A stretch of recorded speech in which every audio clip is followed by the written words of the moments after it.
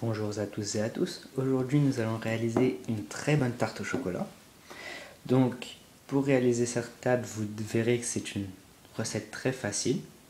Donc, pour ce faire, vous aurez besoin de crème épaisse ou de crème liquide. Donc, nous, comme c'est de la crème épaisse, nous allons la désépaissir avec du lait. Nous allons aussi avoir besoin, si vous le souhaitez, de vanille. Nous allons avoir besoin d'une tablette de chocolat noir pâtissier ainsi que de sucre, plus précisément 70 g de sucre. Donc pour la crème semi-épaisse, il s'agit de 20 centilitres ainsi que 200 g de chocolat. Donc pour notre recette, nous aurons également besoin d'une casserole ainsi que un mixeur à pied ou bien d'un fouet électrique ou d'un fouet ou d'une cuillère comme bon vous semble. Pour notre recette, nous aurons également besoin de 4 œufs que nous ajouterons à la fin de la préparation. Donc pour commencer la préparation, nous allons ajouter nos 20 centilitres de crème.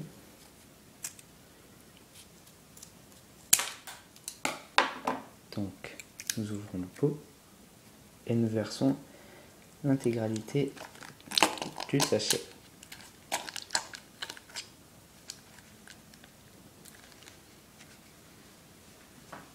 Par la suite, nous allons donc ajouter notre lait, un tout petit peu, pas de quantité précise, juste histoire de le désépaissir un tout petit peu, comme ceci. Nous allons également ajouter notre gousse de vanille. Donc ici, je l'ai déjà acheté. Vous pouvez trouver ça dans le commerce, pas très cher. Donc vous versez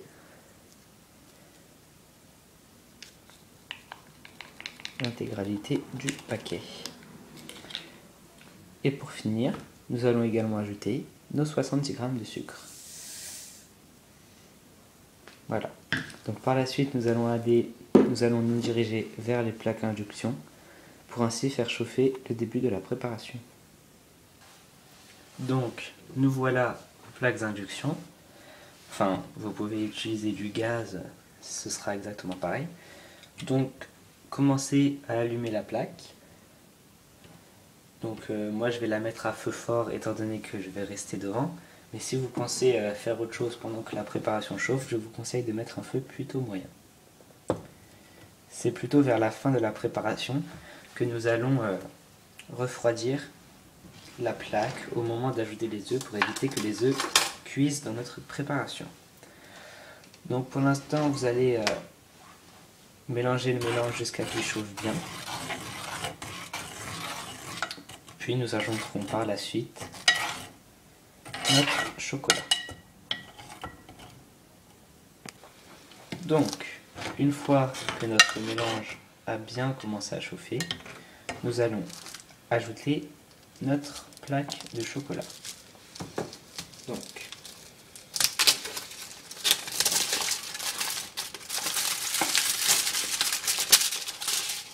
voici la plaque de chocolat. Donc je vous conseille de les casser en petits morceaux car cela accélérera la fondue de ce chocolat. Et nous les versons délicatement pour éviter les éclaboussures.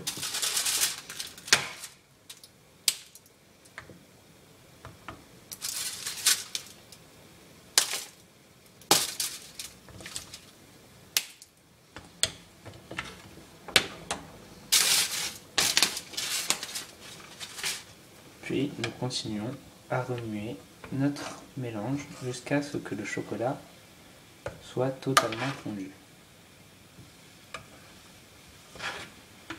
Vous pouvez d'ores et déjà commencer à diminuer la température de votre plaque induction car c'est à la prochaine étape que nous allons ajouter nos œufs.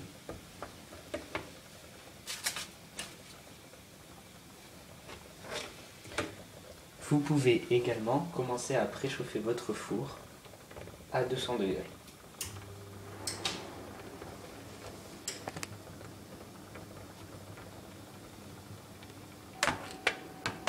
Comme vous pouvez le voir, notre mélange a bien fondu. Nous obtenons une pâte semi-épaisse à laquelle nous allons maintenant ajouter les œufs. Donc pour les œufs, nous allons les mettre un par un dans notre préparation, puis les mixer entre chaque. Vérifiez bien que votre feu est éteint afin que l'œuf ne cuise pas dès son entrée dans la préparation. Donc, commençons.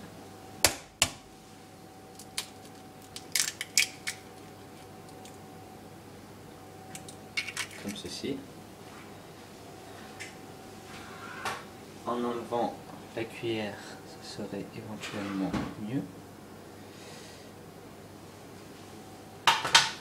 Puis, mixer ou mélanger selon ce que vous préférez.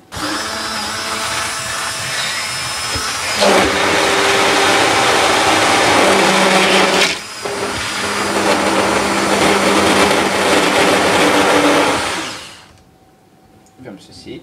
Et nous allons faire ceci pour les 4 autres œufs. Donc je viens d'ajouter mon dernier œuf. Nous allons donc mélanger une dernière fois.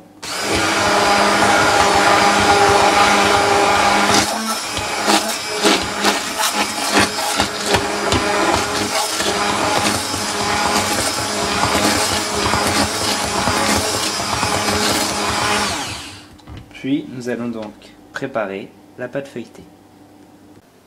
Donc comme vous pouvez le voir, nous avons bientôt fini notre préparation.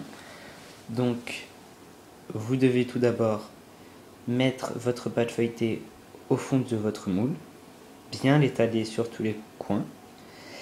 Par la suite, vous versez votre préparation, puis vous enfournez à 200 degrés. Et pour savoir si votre gâteau est cuit, vous regardez tout d'abord si votre pâte feuilletée est bien cuite, puis vous enfoncez la lame d'un couteau, et lorsqu'elle ressort, rien ne doit rester collé sur cette lame. Donc c'est parti. Donc voilà, votre gâteau est prêt, encore chaud. Donc, test du couteau effectué, rien n'est sorti, pâte feuilletée dorée, bien cuite.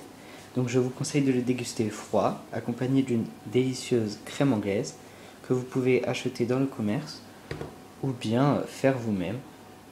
Donc voilà, c'était comment effectuer une très bonne tarte au chocolat. Et donc sur ce, je vous dis bon appétit.